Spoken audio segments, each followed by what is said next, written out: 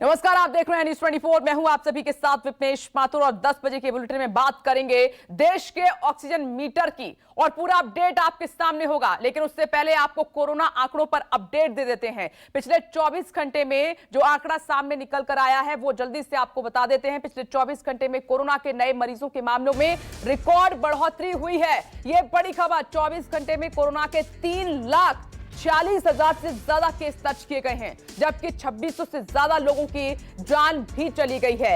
Active केसों का बढ़ना, मौत का आंकड़ा बढ़ना और कोरोना के केसेस में इजाफा होना, ये बहुत बड़ी चिंता की बात है। ये जो आपकी टीवी स्क्रीन पर आंकड़ा है, ये 24 घंटे का है। 24 घंटे में 3,40,000 से ज्यादा केस दर्ज किए गए हैं और 24 घंटे में कोरोना से 2600 से ज्यादा लोगों की मौत भी हुई है। और एक्टिव केसेस का बढ़ना यानी कि अस्पतालों में हालात का बिगड़ना। और इधर दिल्ली में अब भी ऑक्सीजन संकट खत्म नहीं हुआ है। राजधानी के बत्रा अस्पताल से बड़ी खबर आ रही है। राजधानी के बत्रा अस्पताल में ऑक्सीजन की कमी है और यहां अब से कुछ ही देर पहले आधा टन ऑक्सीजन पहुंच चुकी है, लेकिन संकट अब भी इस हॉस्पिटल में बरकरार है। आधा टन ऑक्सीजन करीब 45 मिनट चलेगी, उसके बाद क्या होगा, यह बड़ा सवाल है। यानी अस्पताल में भर्ती 350 से ज्यादा मरीजों को फिलहाल संजीवनी मिल गई है, लेकिन ऑक्सीजन संकट बरकरार है। दिल्ली के ही गंगाराम अस्पताल में भी ऑक्सीजन का संकट है,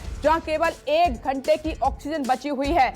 ये बड़े हॉस्पिटल हैं, गंगाराम हॉस्पिटल में भी और जो कोविड पेशेंट हैं बड़ी संख्या में भर्ती हैं, यहां पर लगातार ऑक्सीजन की कमी हो रही है। यानी 40 से 45 मिनट की ऑक्सीजन ही बची हुई है। और दिल्ली से बत्रा हॉस्पिटल के बाहर पल्लवी झा इस वक्त हमारे साथ मौजूद हैं। पल्लवी, ऑक्सीजन की किल्लत लगातार बरकरार है, लेकिन खबर मिल रही है कि बत्रा हॉस्पिटल में ऑक्सीजन का एक टैंकर पहुंचा है ऑक्सीजन लेकर।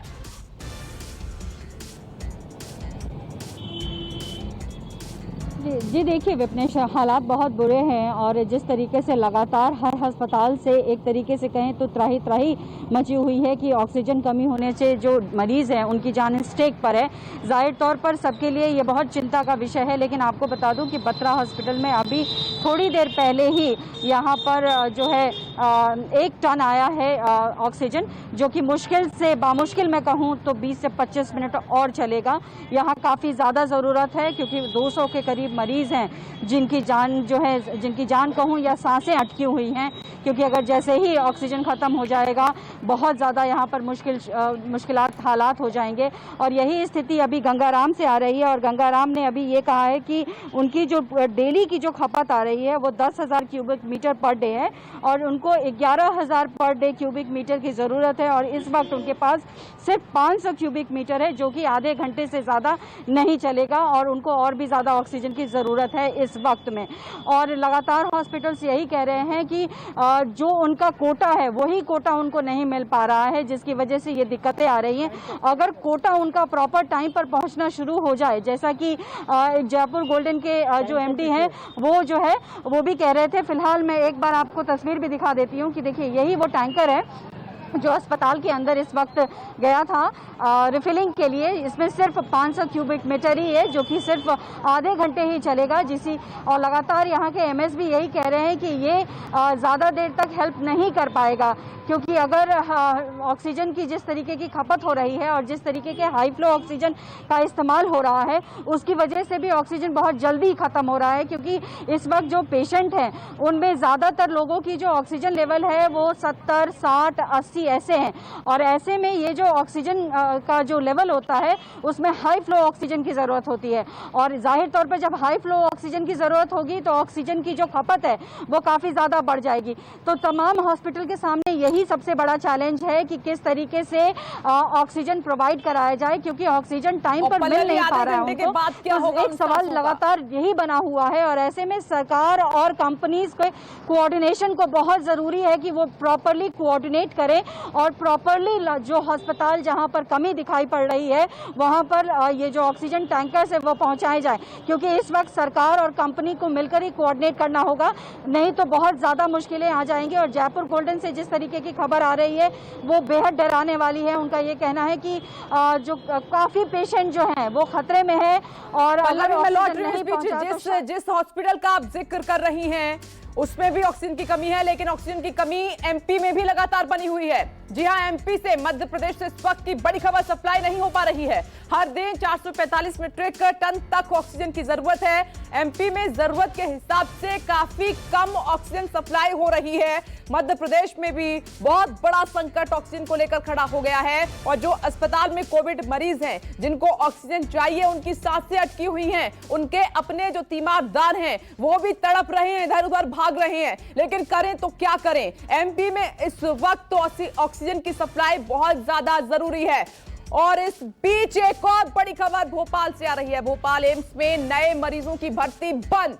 भोपाल एम्स के बाहर लगा दिया गया है बोर्ड, बेड फुल हैं, असुविधा के लिए खेद है, कोरोना मरीजों को नहीं मिल रहा है इलाज।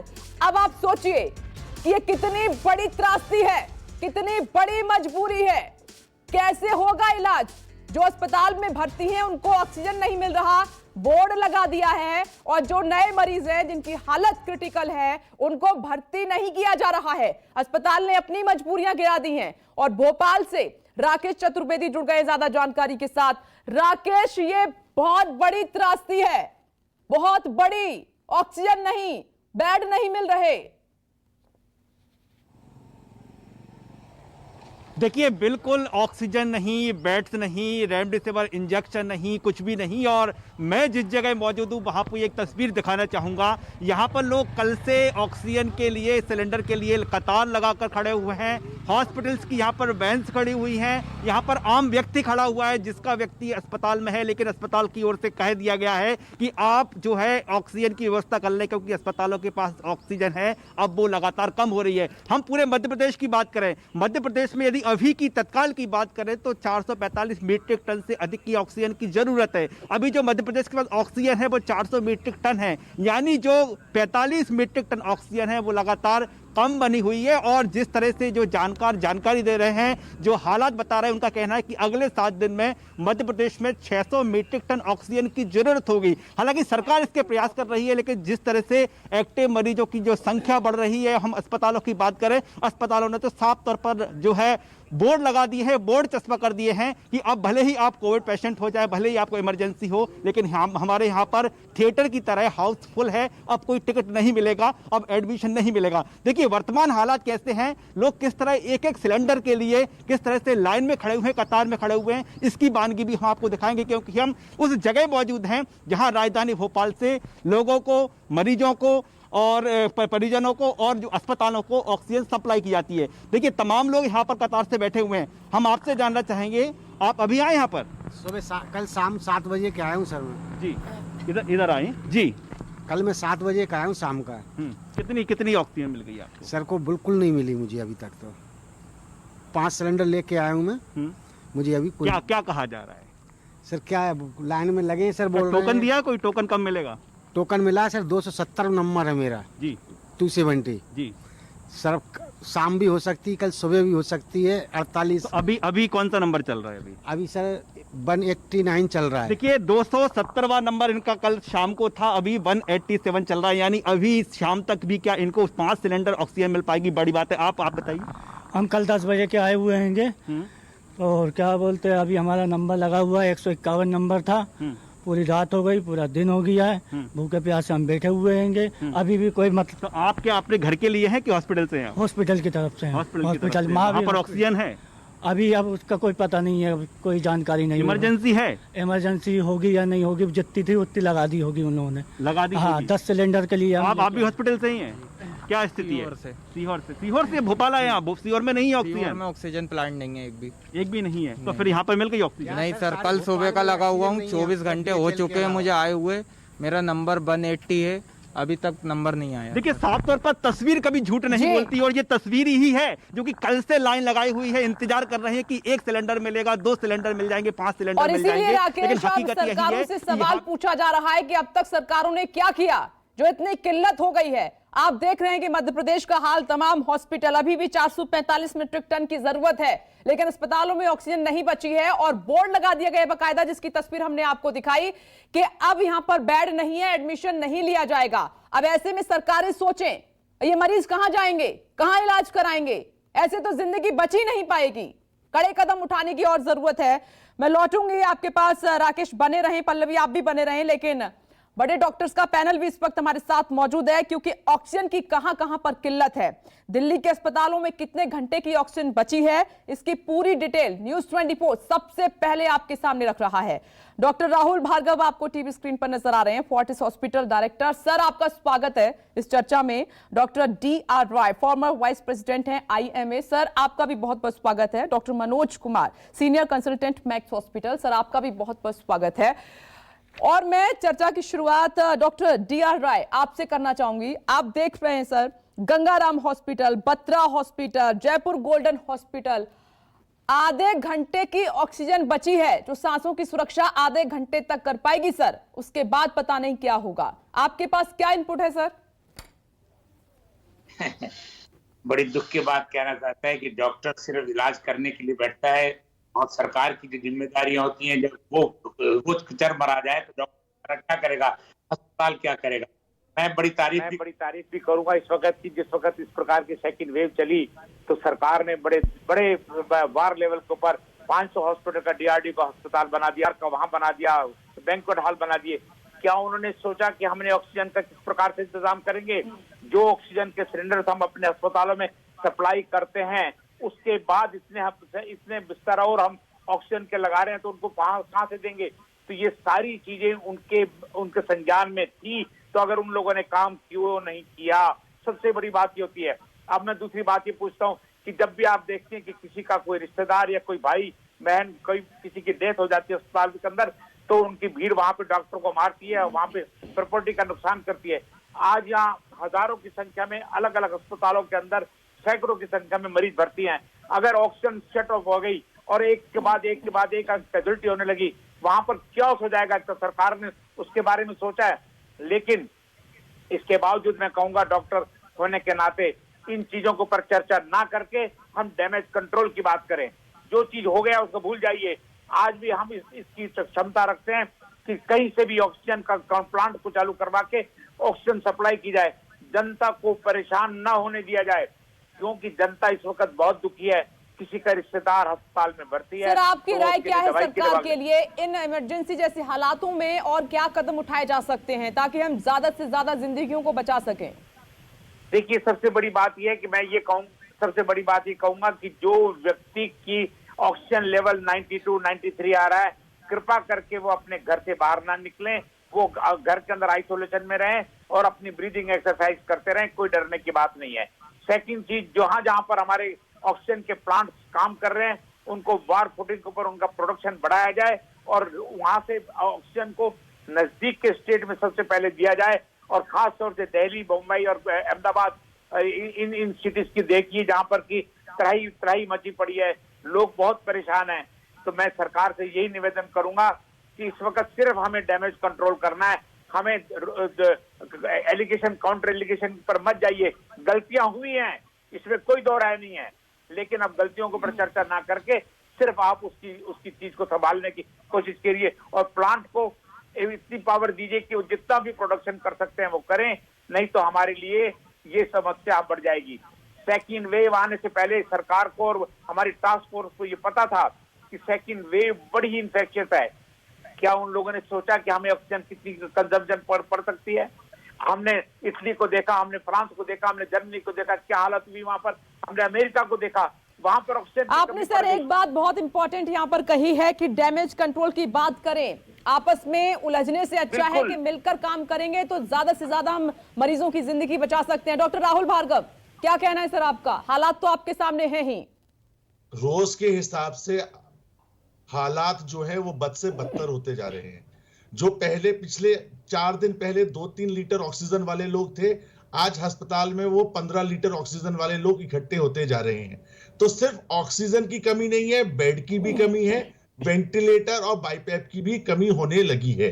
अब जरूरत है एक लॉकडाउन की, क्योंकि सरकार शायद इस बात से डर रही है कि सब लोग इस चीज का ब्लेम लगाएंगे कि लॉकडाउन कर दिया, उसका हानिकारक प्रभाव क्या है। अरे आज ही एक जरूरत है इस हार्ड बुलेट को बाइट करने की, क्योंकि उसके बिना हम चेन नहीं रोक सकते। We are all positive in a wrong way. हम सब पॉजिटिव हैं, पहली चीज। दूसरी चीज, रियल टाइम में रोज के एंटिसिपेशन, एक हफ्ते की मॉडलिंग, मैथमेटिकल मॉडलिंग करके कितने मेट्रिक टन ऑक्सीजन की जरूरत है, ये आपके पास एक हफ्ते का ब्यौरा होना चाहिए और उसका अलोकेशन ट्रांसपेरेंटली होना चाहिए। आज की तारीख में भिवाड़ी ने यह डिसाइड कर लिया कि वो सिर्फ 20 मेट्रिक टन हरियाणा को देगा।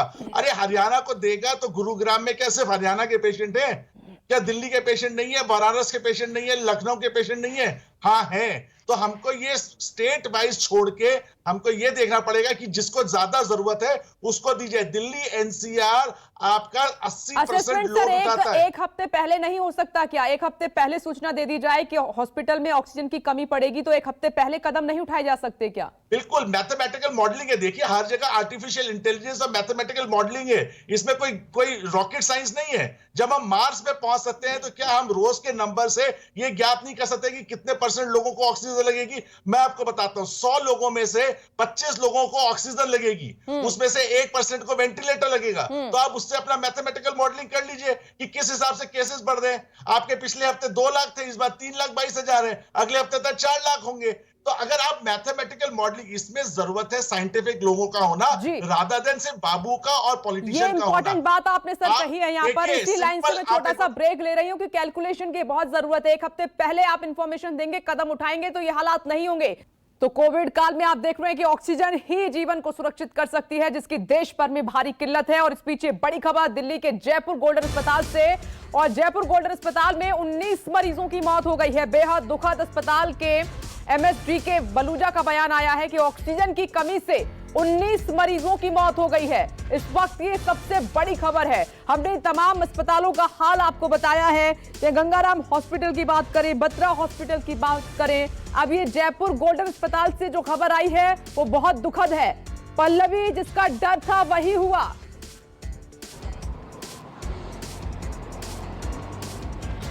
बिल्कुल विपनेश, जिसका डर है वो ही होता जा रहा है। देखिए, उन्होंने बता दिया कि 19 लोगों की मौत हो गई है और हमने उनसे बात की और उन्होंने साफ कहा कि उन पर बेशक ये दबाव था, लेकिन बावजूद इसके वो कहना चाहते थे कि नहीं, 19 लोगों की ऑक्सीजन की कमी की वजह से मौत हो गई है। और देखिए, ये बहुत भयावह स्थिति है और लगातार ऐसे ही मरीजों की जो संख्या है मरने वालों की वो बढ़ रही है और लगातार जो है ऑक्सीजन की कमी बढ़ती जा रही है। मैं यहाँ पर खड़ी हूँ बत्रा हॉस्पिटल के बाहर विपनेश, यहाँ एम्बुलेंस लगातार आ रही है लेकिन ऑक्सीजन नहीं आ रहा है। बत्रा हॉस्पिटल के एमएस, आपको तस्वीर दिखाना चाहूँगी कि वहाँ बाहर खड़े हैं, बात कर रहे हैं। वो लगातार कह रहे हैं कि हमारे पास सिर्फ 500 क्यूबिक लीटर यानी कि आधे घंटे की सप्लाई के लिए सिर्फ ऑक्सीजन आया है। जहां से ऑक्सीजन आयनेक्स कंपनी से आती है, उन्होंने फ़ोन बंद कर लिया है। लगातार वो सरकार से भी गुहार लगा रहे हैं, डीसी से भी बात कर रहे हैं, लेकिन कहीं से कोई रिप्लाई नहीं आ रहा है। तकरीबन 50 ऐसे पेशेंट हैं जो कि अभी वेंटिलेटर पे, हाई फ्लो ऑक्सीजन में। तो आप समझिए, अभी जयपुर गोल्डन से 19 लोगों के मरने की खबर आई है और यहाँ 50 जाने जो हैं उनकी सांसें अटकी हुई हैं कि अगर ऑक्सीजन खत्म हो गया तो यहाँ क्या होंगे। ऐसे में सवाल लगातार सरकार पर, लगातार कंपनीज पे उठ रहे हैं कि आखिर हो क्या रहा है, क्यों नहीं पर्याप्त मात्रा में ऑक्सीजन लोगों तक पहुंचाया जा रहा है, अस्पतालों तक पहुंचाया जा रहा है। या लगातार ये लोग अपनी डिमांड गोल्डन अस्पताल में हाईकोर्ट तक पहुंचे हैं, हाईकोर्ट के आदेश के बावजूद भी ऑक्सीजन नहीं पहुंच रहा है। बचा पाए, बाकी की सुरक्षा का भी सवाल है जयपुर गोल्डन देखिए, अस्पताल तकरीबन 200 ऐसे पेशेंट हैं, बिल्कुल 200 ऐसे पेशेंट हैं जो कि वहाँ पर अभी एडमिट हैं और हाई फ्लो ऑक्सीजन जिनको ज़रूरत है उनकी संख्या तकरीबन 70 के आसपास होगी। हालांकि ये ज़रूर है कि जिस तरीके की हर मिनट मैं कहूँ तो परिस्थिति बदलती जा रही है, लगातार वो गुहार कर रहे हैं क्योंकि जिस तरीके से 19 जाने गई हैं, जाहिर तौर पर वहाँ पर जो आलम है वो बहुत ख़राब है और अगर वहाँ पर ऑक्सीजन नहीं जल्द से जल्द पहुँचाया जाता है तो हालात और बुरे हो जाएंगे और भी मरने वालों की संख्या जो है वहां बढ़ेगी। अभी ऑक्सीजन का स्टॉक है कि अस्पताल में? पल्लवी, क्या कहा डॉक्टर ने, कुछ बचा है स्टॉक या नहीं? लेकिन उसके बाद से अभी तक कोई ऑक्सीजन नहीं आया है। बिल्कुल, मैं वही आपको बता रही थी कि परसों रात को उनका कहना था कि परसों रात को तकरीबन 1500 क्यूबिक लीटर ऑक्सीजन पहुंचाया गया था। उसके बाद से अभी तक ऑक्सीजन नहीं आया है और यही वजह है कि वहां ऑक्सीजन खत्म हो गया है। सिलेंडर से काम चला रहे हैं, लेकिन जिनको हाई फ्लो ऑक्सीजन चाहिए उनको कोई मदद नहीं मिल पा रही है। ऐसे में बहुत ज़रूरी है कि वहाँ पर ऑक्सीजन जल्द से जल्द पहुँचाया जाए। अगर नहीं वहाँ पर ऑक्सीजन पहुँचेगा तो जाहिर तौर पर वहाँ पर और जिंदगियाँ जो हैं वो दम तोड़ती नजर आएंगी। लगातार वो अपील कर रहे हैं, लगातार मुख्यमंत्री से बात कर रहे हैं, डीसी से भी उन्होंने अपील की है, लेकिन कोई अभी सुनवाई फिलहाल नहीं। पल्लवी, बहुत जरूरी है कि रोहिणी के जयपुर गोल्डन अस्पताल में ऑक्सीजन पहुंचे। 200 मरीज एडमिट है, 19 को नहीं बचाया जा सका। मजबूरियां देखिए, ऑक्सीजन की कमी से 19 जिंदगियों ने अभी अभी दम तोड़ा है। और अब डॉक्टर मनोज कुमार आपके पास आते हुए, सर क्या करें, कुछ बच नहीं रहा है सामने। बिल्कुल, बहुत ही दुखद स्थिति है और जिस तरीके से मौत हो रही है भर्ती मरीजों की, ये तो मुझे लगता है कि ऐसा कभी भी मैंने अपनी पूरी जिंदगी में नहीं देखा था। ये निश्चित तौर पे अभी कोई एलिगेशन या हमारी व्यवस्था को कोसने का वक्त नहीं है, लेकिन बहुत ही बड़ी गलती की एंटीसिपेशन में। और आज भी देखिए 3,46,000 केस हैं डिस्चार्ज और नए केस का गैप करीब करीब 1,30,000 के आसपास का है। तो हॉस्पिटल में लगातार केस बढ़ते जाएंगे। अगर ऑक्सीजन जो है वो फंडामेंटल ट्रीटमेंट है कोविड-19 का, और इस तरीके से अगर भर्ती मरीजों को तमाम अस्पताल अब नए एडमिशन लेने से मना कर रहे हैं, तो ये एक बहुत ही दुखद और विकट परिस्थिति है।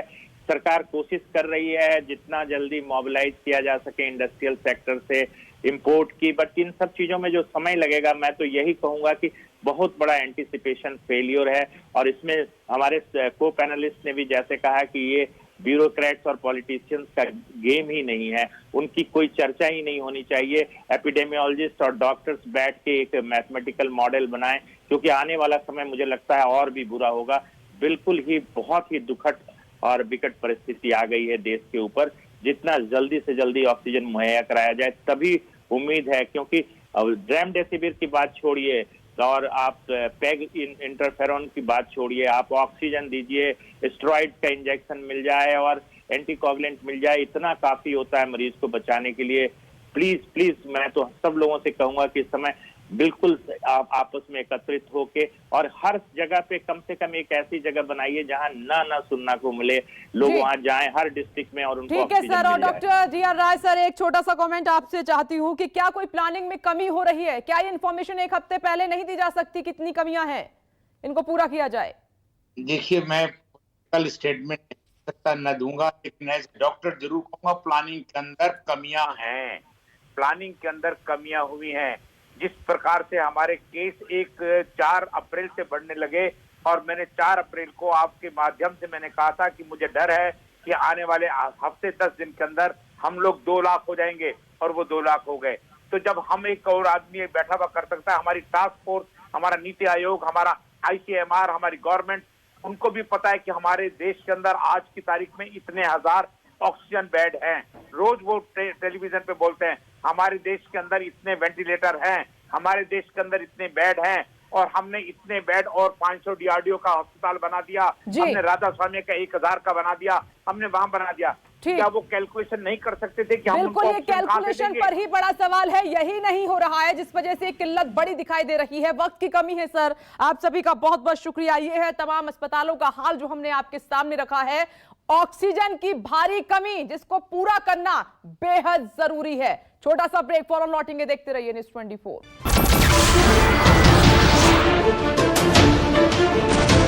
नमस्कार, मैं हूं संदीप चौधरी। अगर आपको ये वीडियो पसंद आया हो तो इसे लाइक और शेयर जरूर करें, और हां, हमें सब्सक्राइब और फॉलो करना ना भूलें, ताकि आप देश और दुनिया की कोई खबर मिस ना करें। तो जुड़िए हमारे साथ और देखते रहिए न्यूज़ 24।